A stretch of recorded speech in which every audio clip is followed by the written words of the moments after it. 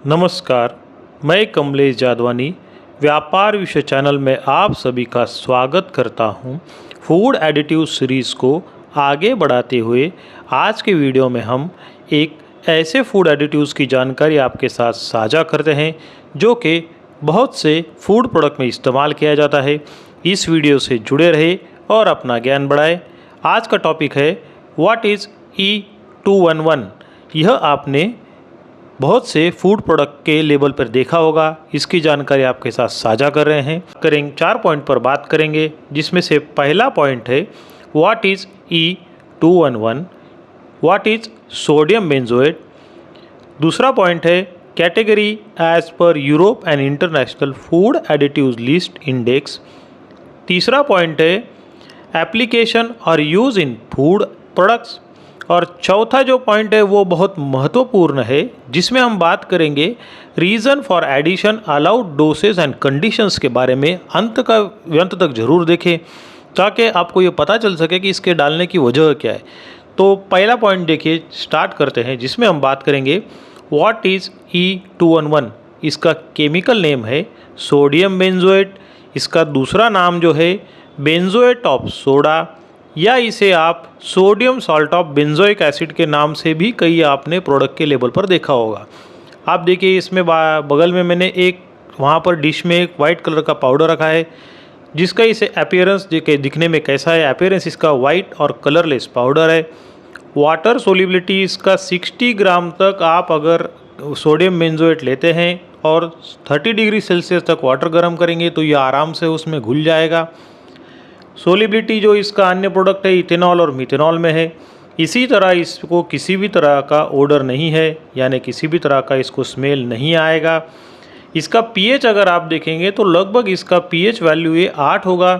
और इसका सबसे महत्वपूर्ण पॉइंट ये जान लीजिए, इसका जो मेजर सोर्स है यह सिर्फ लैब में ही बनाया जाता है। जो उसके बाद का जो नेक्स्ट पॉइंट है category as per Europe and international food additive index list, categorize as a food preservative और पिकलिंग एजेंट, इसको क्लास 2 में रखा गया है।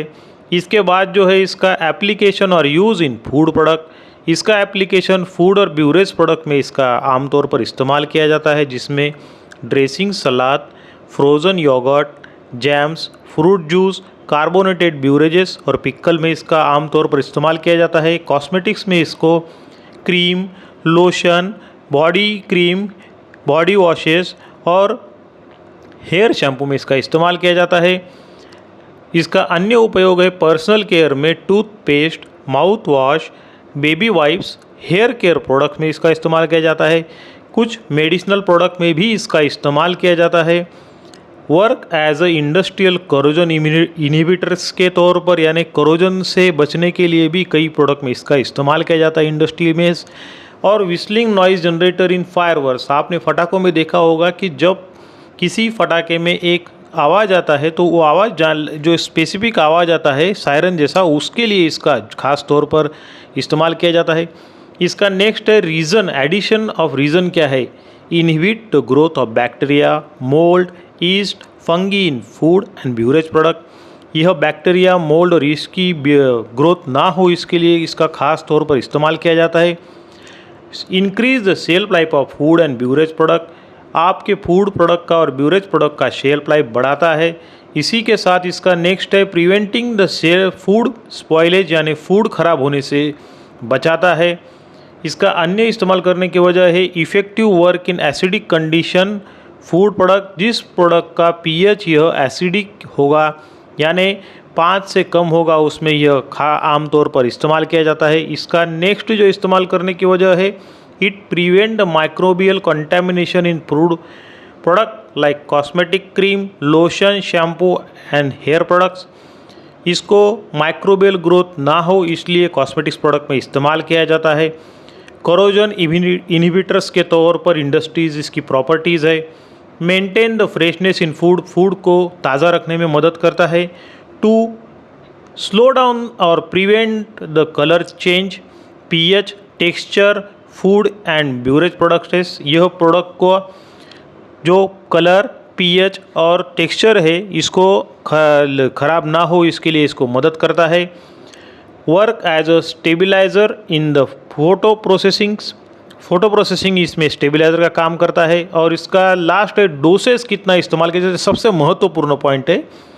फूड एंड ब्यूरेज प्रोडक्ट में इसको 1000 मिलीग्राम यानी 1 ग्राम ज़्यादा से ज़्यादा इसका लिमिट है, उससे ज़्यादा हम इस्तेमाल नहीं कर सकते हैं।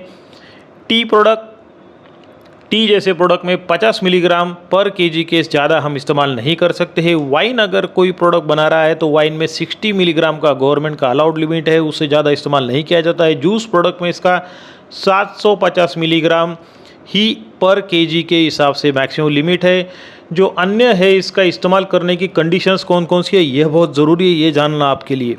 Note, if the product working in acidic less than pH5 में यह आम तौर पर 2 से 4 के pH अगर फिनिश प्रोडक्ट का होगा तो उस कंडीशन में यह बहुत अच्छे से काम करता है। और दूसरा कंडीशन बहुत महत्वपूर्ण है, जिस प्रोडक्ट का सिर्फ कलर्ड जूस होगा उसी में ही आप इसको इस्तेमाल कर सकते हैं। कलरलेस जूस बनेगा उसमें इस्तेमाल नहीं कर सकते हैं सोडियम बेंजोएट का, यह हमेशा याद रखिए। In the India sodium benzoate use in milk and milk product is not allowed as per FSSAI guideline. Indian guideline के हिसाब से मिल्क और मिल्क प्रोडक्ट्स जो भी बनेंगे उसमें आप सोडियम बेंजोएट का इस्तेमाल नहीं कर सकते हैं। फूड प्रोडक्ट और juice product contain vitamin C does not allow to use a sodium benzoate. जिस प्रोडक्ट में आप विटामिन सी का या अस्कॉर्बिक एसिड का इस्तेमाल होता है या फिर उसमें होता है उस जूस में प्रोडक्ट में, उसमें सोडियम बेंजोएट का इस्तेमाल नहीं कर सकते हैं।